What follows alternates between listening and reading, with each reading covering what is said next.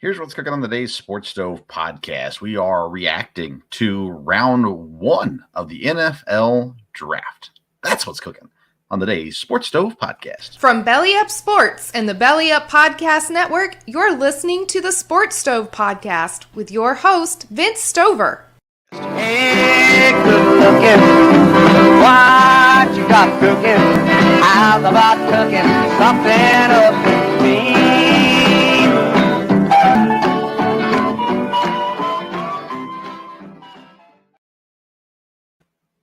Well, hello, everyone. Welcome into the Sports Stove podcast. I'm your host, Vince Stover, and today's episode is being presented by Shocked Energy. Go to shockedenergy.com. Use the code STOVE. You get 10% off your purchase of this low-calorie, zero-sugar energy drink flavored in watermelon or green apple.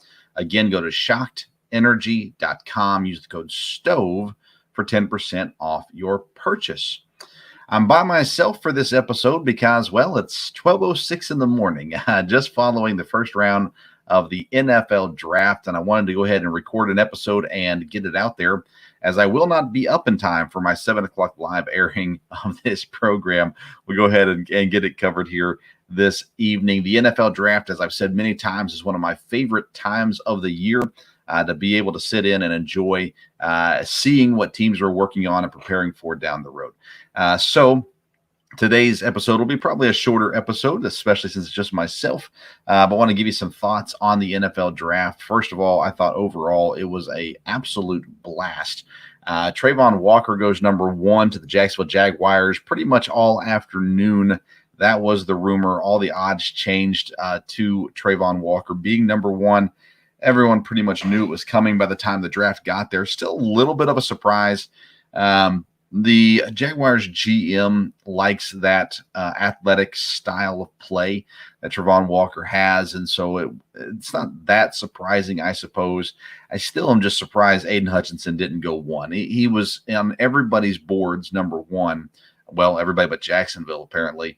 And I'm a little surprised there. And it seemed like the Detroit fan base and maybe even more just sport nostalgic people just were trying to will Aiden Hutchinson to stay in Michigan and go to Detroit. So it worked. Traylon Walker goes number 1. And Jacksonville, they made that's not their only play of the day. They trade back into the first round up to number 27 to get Devin Lloyd, the linebacker out of Utah. I think it's an absolute tremendous move for Jacksonville to go up. They are bolstering that defense.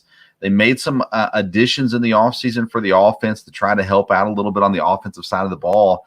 And in doing so, they decided to focus on defense, and really they got the right players for that. I'm not a huge Traylon Walker fan, but I think that he has the potential to be really good, and you're going to put him on the other side of Josh Allen. They're similar in what they do, but nonetheless, maybe it works out. But Devin Lloyd, I love. You add him to the inside of your defense as well. It kind of bolsters down your front 7, especially there. At number 2, the Detroit Lions, they get to sit steady and get Aiden Hutchinson, what most people consider to be the best player in the draft. And then they trade up to number 12 to get wide receiver Jameson Williams from Alabama, who many say, had he not been hurt, would be the best wide receiver in the draft. So he might not be able to start right away in Detroit, but it seems like they've got themselves a playmaker on offense and on defense with Aiden Hutchinson and Jameson Williams. I think a pretty solid day for the Lions overall. Had to give up a little bit to get up to number 12. But again, your team that is in need of playmakers, so go out and get you some playmakers, and that's what they did. Houston comes in at number 3. They go Derek Stingley Jr., kind of a surprise, although, again, throughout the afternoon, that was the rumor. That's kind of where they were going and leaning. But Derek Stingley goes number 3 to the Texans. They had another pick at 13 that they traded down to number 15, where they end up with Kenyan Green, the Texas A&M offensive lineman. Real solid pick there, a good offensive lineman. Again, and being able to get a solid interior help to protect the quarterback, to go with a dynamic defensive back. My concern with Derek Stingley, yes, he has the athletic ability. The question is his motor, right? And if you put him on a team as bad as the Texans, because the Texans are going to be bad, I question, will he give you everything he's got? And we will see. should be a great player. Is he does he have the mindset, the mental fortitude to be on the Texans? That's the question. And I love Lovie Smith. I think that's a good fit there as well. So an interesting day there for the Texans. Getting Kenyan Green at 15 is a positive, I would say, for Houston as well. Then comes the New York Jets at number 4. I love what the Jets did in this first round. They get Sauce Gardner at number 4 from Cincinnati, the cornerback. Then they get Garrett Wilson, the wide receiver, at number 10. I had them getting Drake London, but London went earlier. We'll get to that in a second.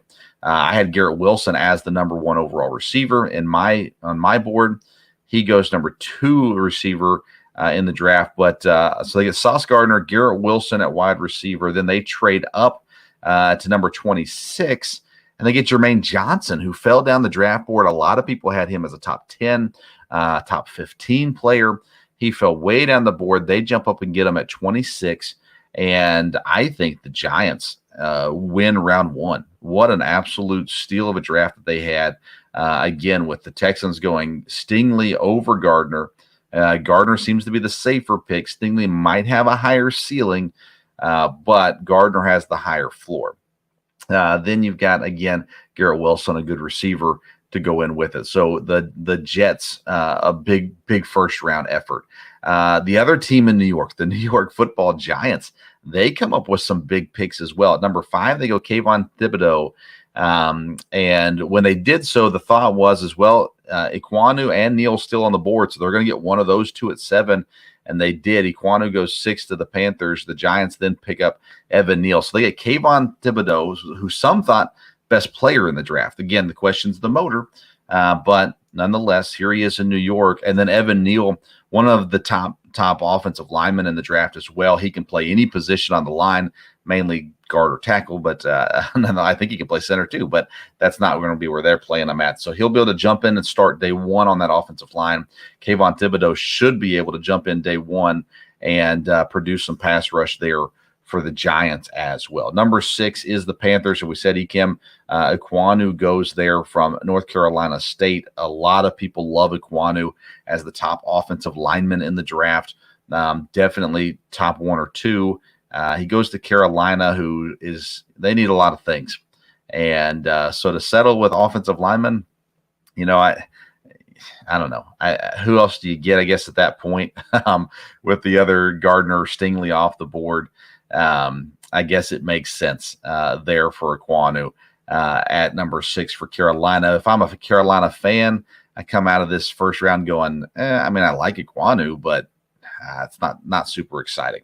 Number 8 is Atlanta. And this is where I had Malik Willis going, and Malik Willis didn't even get it in the first round. So we'll talk about that later. But they go wide receiver, and they obviously are desperately in need of a wide receiver. They get the one they want in Drake London. Again, I had Garrett Wilson over Drake London, but Atlanta did not. Drake London has great size, very good ability as well. He goes to Atlanta, and now they begin to rebuild their offense there in Atlanta with Drake London as a focal point along with Kyle Pitts. At number 9 is Seattle. There were a lot of question marks. I had heard Seattle's wasn't going to go quarterback here. They did not. They go Charles Cross, the offensive lineman from Mississippi State. He becomes the 3rd offensive lineman off the board. Again, solid player, not a sexy pick, but one that helps the team. And so they were able to do that then. Now, number 10 was the Jets. We already talked about Garrett Wilson, and the run on receivers happened here. The Saints trade up to number 11 and go Chris Olave from Ohio State. I was surprised that they went Olave. He helps them more immediately, but I thought Jameson Williams is where New Orleans would look. No, they go Chris Olave. Jameson Williams then goes number 12 to Detroit. So the Saints had 2 picks in this first round as well. They get offensive lineman Trevor Penning at number 19. Remember, they moved up with the Eagles to acquire that second first-round pick. And again, I'm just surprised. A lot of people love Olave. I like Olave as well, but a lot of people had him going further down in this draft. But they jump up and get him. Then the Lions immediately jump up and get Jameson Williams. Then Philadelphia, again, another team with 2 first-round picks originally in the first round. But they make a trade out of the first round with one of their picks. But that number 13, they go Jordan Davis, the top defensive lineman in the draft from Georgia. I love what he brings to this team. I think he's a great addition. I was talking with one listener, was texting, and not a huge fan of Davis because he can only play 2 downs. We'll see about that. I think he's a great pickup for Philadelphia there, and then they get able to add some more picks in this draft. They continue to stockpile for next year's draft. So if Jalen Hurts isn't the guy, they can move up and get the quarterback they want next season. At number 14, Baltimore began to steal the draft. They go Kyle Hamilton from Notre Dame. Again, a top 5 player on many people's boards. Falls to Baltimore at number 14. And my thought I thought Linderbaum was an option here at 25, especially with Jordan Davis off the board. They at 14, excuse me. And Baltimore's able to, after they traded down to 25, got Tyler Linderbaum there. So opportunity knocked, and Baltimore wins that deal. So they go get Kyle Hamilton and Tyler Linderbaum to bolster their team. 15 was Kenyan Green. We already talked about that with Houston. 16 was Washington, and they go wide receiver as well, Jahan Dotson from Penn State. I thought this was a reach. I like Dotson, so maybe it works out fine, but I thought this was a reach for Washington here. Was surprised. I had Traylon Burks ahead of Dotson, but apparently Washington did not. They go up and get trade down to get Jahan Dotson. At 17, Boston College offensive guard Zion Johnson. And in our mock draft, we had them going offensive linemen, but not Zion Johnson. But again, the Chargers bolstering and building for the future with that offensive line. Last year, they got Slater. This year, they land Zion Johnson. Tennessee makes the big move at 18. They trade up. They trade A.J. Brown to Philadelphia for this pick, and then they draft Traylon Burks from Arkansas, the big wide receiver. But when we say big, oftentimes you think possession wide receiver. Traylon Burks is a yards after the catch guy, and he's a creator. You get the ball in his hands, and he can make things happen. So he's a good player. I still am just surprised that you trade away A.J. Brown just to add Traylon Burks. Yes, the contract's different and everything from there, and maybe there's drama there that we don't know about, and there's some drama there we do know about. So maybe it all works out in the end for Tennessee. But an interesting pick there as they go up to 18 to get Traylon Burks. They also had a pick. They ended up picking down, and no, they traded out of the first round. I apologize. They had another pick, kept their pick at 26, and then traded down out of the first round there. So they'll pick early in the second round. Number 19 was the Saints when they picked Trevor Penning. Number 20 came Pittsburgh, and everybody said, all right, here comes the quarterback finally. Everybody was ready for Malik Willis to come off the board, but no, it's Kenny Pickett. Stays home in Pittsburgh. I'm not a fan of this pick. I think Pickett can be a fine quarterback in the NFL, but I love Mitch Trubisky in Pittsburgh. I think Trubisky has a great opportunity in Pittsburgh, and now he's going to compete with a rookie Kenny Pickett. I think he's better than Pickett. And again, I think his future is brighter than Pickett. So Pickett is not one that I love. Was really surprised they didn't go with Malik Willis. I thought you give Malik Willis at his age time to sit behind Mitch Trubisky, give Trubisky 2-3 years, and then Willis can come in. Kenny Pickett, on the other hand, if you're going to use him long term for your franchise, you want him to play at the latest next year. And so an interesting opportunity for him there in Pittsburgh at number 20. And by the way, the only quarterback taken in the first round, and I wrongly predicted 4 quarterbacks would go in the first round. Not even close. Number 21, I love this pick. Kansas City moves up and gets Trent McDuffie, the cornerback from Washington. It seemed like they were trying to jump Green Bay for this pick. Trent McDuffie was my third cornerback. He's the third quarterback taken. I had him in the top 12, had him going to Minnesota at 12. He drops to 21, and Kansas City jumps on him. I think it's a great pickup for Kansas City. I think he'll be a great player for them at cornerback. Kansas City was able to hold on to their pick at number 30, where they go and get George Karlaftis, the edge rusher from Purdue. He can do other things, not just edge rush. I think Kansas City comes out really well here in the first round as well. So if I'm a Chiefs fan, I'm pretty excited about what I'm seeing from this team so far. Green Bay picked at number 22. There were no receivers really worth taking in the first round by the time you get to 22. They surprise pretty much everybody. They go Quay Walker, linebacker from Georgia. I like Nakobe Dean better than Quay Walker, but I liked Quay Walker too. I just didn't like him at 22. Thought it was a reach, but again, as I said on the Belly Up, draft show, and you can watch the second and third round of that show as well on Belly Up TV and on YouTube. I trust the Packers and their drafting. Quay Walker is an athletic linebacker, can guard pass defense, can guard tight ends, cover tight ends. He can rush a little bit. He's a good tackler. So I think this is going to pair really nicely next to Devondre Campbell. And I'm actually pretty excited. I've talked myself into it, basically. Now, I predicted and picked the Packers to go with Devontae Wyatt, the Georgia defensive lineman, at 22. Well, they were able to get him at 28. So they get two Georgia players, Quay Walker at 22 at linebacker. Devontae Wyatt, I think, is a huge pickup for Green Bay at 28. They'll put him next to Kenny Clark on the D-line, and that's a pretty solid D-line right there for Green Bay. So I love what they did.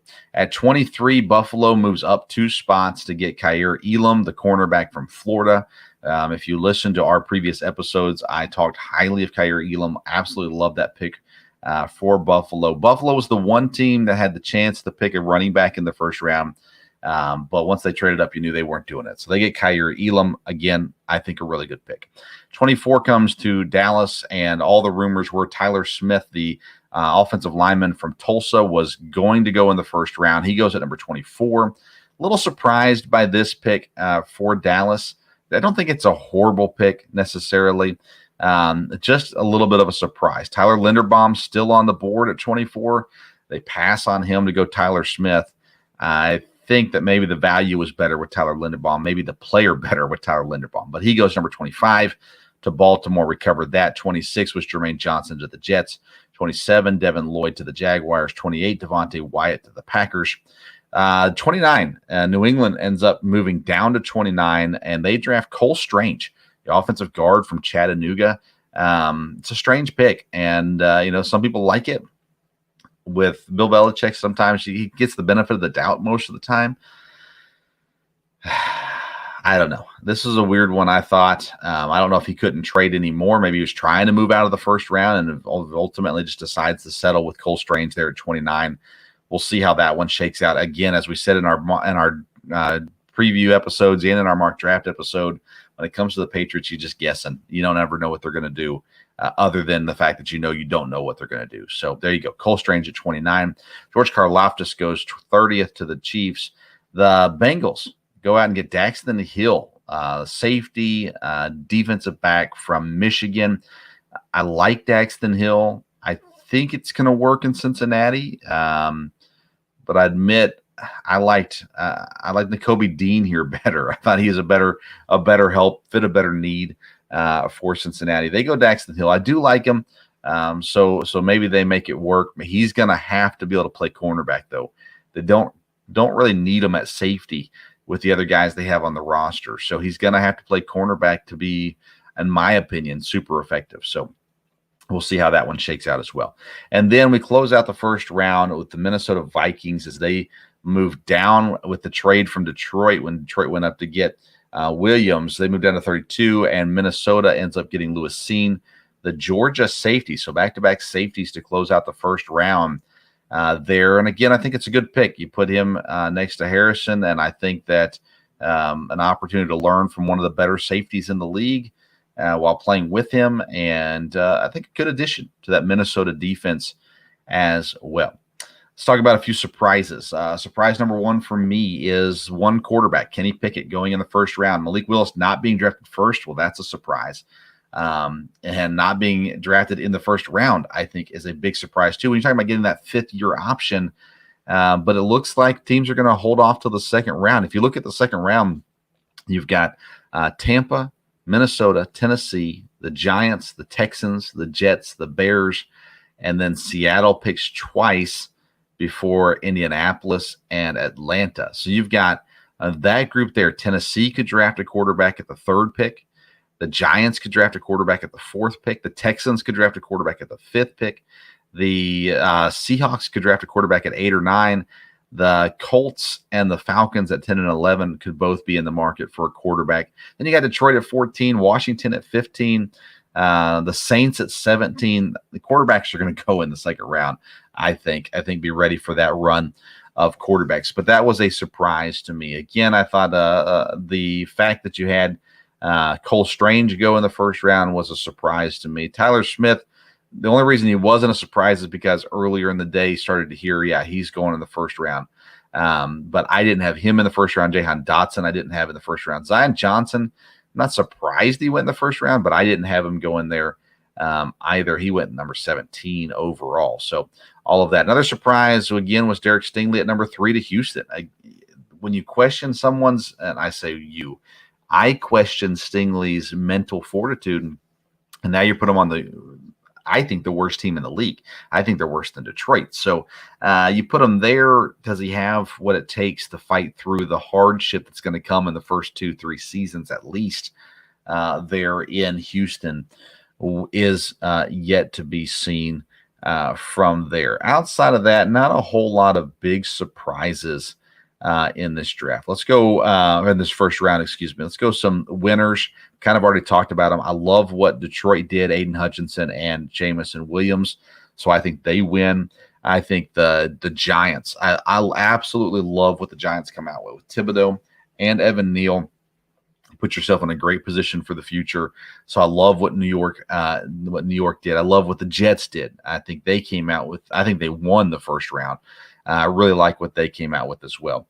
I don't know if there's any really big losers in the first round. Washington with Jahan Dotson. Again, I like Dotson. I'm just not sure there was the right fit. I think that you got to look at Arizona, by the way, traded out of the first round. They acquired Hollywood Brown from Baltimore.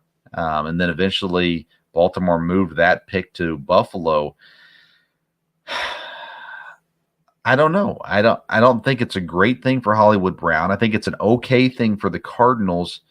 I think it's a bad thing for Baltimore. I'm not sure Baltimore got better by that trade. I think they had a good first round by getting Kyle Hamilton and Linderbaum, but I'm not sure they definitely did not win that trade. Dallas, again, Tyler Smith, not horrible. So I don't know. They're big losers. Pittsburgh, Kenny Pickett. I don't like that one at all. So I guess if I had to pick a loser of the first round, it's probably that one, the Pittsburgh Steelers and Kenny Pickett. Again, I just don't see the upgrade there with Mitch Trubisky already there, and I'm all in. I've said it multiple times, all in on the Mitch Trubisky train in Pittsburgh. The Saints was an interesting one. I don't know that I'd count them as winners. I don't know if I'd count them as losers. Chris Olave, I like. Trevor Penning, okay. I don't walk away from this first round just being super excited if I'm a Saints fan, but maybe you are. Outside of that, I think overall, maybe Jermaine Johnson is a little bit of a loser of the first round because he was expected to go so much higher. But I think he's in a good spot there in the Jets, and they've got good edge rushers that he can kind of rotate with. And now they got 3 solid ones, and I think he's got a little bit of learning to do as well. Jacksonville. I love what Jacksonville did in this draft. Trayvon Walker, would I have taken him number 1? No, but I see the potential there. I understand that. And then to go get Devin Lloyd, and I had Devin Lloyd going higher than 27. I had him as my number 1 ranked inside linebacker, and he goes down 27, and they were able to go out and get him. I think that's a great pickup for Jacksonville as well from there. Of course, the trades, we kind of talked about those a little bit. Guys acquiring draft picks. The Titans, what are they doing? If the Titans come out of round 2 with a quarterback, specifically if they get Malik Willis at number 3, I like this draft a lot better. But trading A.J. Brown for Traylon Burks is a bold move for Tennessee. Will it pay off? Of course, is the big question mark. As a Packer fan, and I understand that I'm speaking as a Packer fan, so there is some bias in this comment, I like what Green Bay did. Quay Walker, again, I wouldn't have taken him at 22. I would have actually flip-flopped these picks. If you took Devontae Wyatt at 22 and Quay Walker at 28, I think I look at this a lot more positively. But I think overall, I'm pleased with what they did. There was no receiver for them to take. Could they have traded up and got one? Maybe. There was no receiver for them to get here. I like what they did. I think the last couple of years, the defense has been an issue. And so you try to strengthen that defense. I like what they're doing with that as well. So overall, I'm pleased with the first round. You go into the second round. Let's take a look at a couple players that are still on the board. A couple that I thought would be first-round picks. Nakobe Dean from Georgia, inside linebacker. Malik Willis, quarterback from Liberty. Andrew Booth, the Clemson cornerback, are three guys that I had going in the first round that did not make it in the first round. Of course, I also had the other quarterbacks, but again, I thought people were going to reach a little bit for them. So you've got those guys there. Let's look at the quarterbacks. You got Malik Willis, Desmond Ridder, Matt Corral, Sam Howell, all guys that could go in the second or third round of the draft tomorrow. Running back wise, no running backs go in the first round. Originally, I thought one would go, but once I got to my mock draft, I realized Buffalo was really the only landing spot. It didn't make sense for them to do it at 25, so they've all fallen to the next day. Breece Hall, Kenny Walker, James Cook, Isaiah Spiller, all guys to keep an eye on. There are some guys like Damon Pierce from Florida as well. So there's several guys that could go tomorrow. I think you could see anywhere from 4 to 5 go in the second and third round there as well. Wide receivers that are left, they're all left that are kind of waiting there in the second round. Sky Moore, Western Michigan. John Mechie from Alabama. George Pickens, who I love, from Georgia. Or would be my top three. Christian Watson from North Dakota State's ranked up there as well. And then you've got guys that'll be 4th through 7th rounders as well, like Wan'Dale Robinson from Kentucky, an elite athlete. Could be a fun pickup. Tight end, there was really only one option for tight end in the first round. That was Trey McBride, but no one really had him going first round here in the last couple weeks. He should go in the second round, and then you might see another one or two guys go in the second or third round as well. Let's see here. Offensive linemen that are left, Bernard Raymond, our solid offensive tackle from Central Michigan. He should go pretty quick as well. And there's a couple other guys that will be gone in that second and third round. Inside linebackers, nobody that really gets me too excited there as far as got to get them in the second round. Maybe third round guys. Darian Kennard, another Kentucky kid, is going to go, I would assume, tomorrow or today as you're listening to this on day 2 of the NFL draft. Centers, I'm not expecting a whole lot of them to go in day number 2. Rushers, you got guys like Arnold Ebiketie. You've got Mafe, the edge rusher. Let's see, Ajabo from Michigan still on the board as well. So you got some interesting guys that should be going here in the early second round. I already mentioned Nakobe Dean at inside linebacker, Christian Harris, Leo Chenal, Chad Muma, who is one of my favorite players in this draft. All should be going on Friday as well. Travis Jones from UConn should be gone off the board at some point also. Cornerbacks, Andrew Booth is the big one still on the board. Kyler Gordon from Washington should go relatively quick as well. Safeties, Jalen Petrie from Baylor and Jaquan Brisker from Penn State are two guys to keep an eye on and should see them go at some point on day 2 as well. So plenty of talent still on the board. Now it's a question of filling those needs. We'll get some draft picks from guys who did not have a first-round draft pick. Tampa traded out of their first-round pick, so they'll pick first in the second round unless another trade happens. Looking quickly, the Bears get their first pick of the draft at number 7 in the second round. Cleveland gets their first pick at number 12 in the second round as well. So there will be plenty of picks to go around. Arizona will pick at number 23 after their trade. They traded out of the first round to get Hollywood Brown. So they'll pick their first pick as well. And Denver picks number 32 in the second round for their first selection of the 2022 draft. So, all right. Day 1 in the books. Day 2 right around the corner. Make sure you tune in to Belly Up TV on the Roku or Tiki Live app for the draft coverage. It is great draft coverage. You don't want to miss it there as well. Follow us at Sports Stove on Twitter and Instagram, and we'll continue to give you the best coverage of the NFL draft and all other sports news as well. Thank you for tuning into this episode of the Sports Stove podcast, and until next time,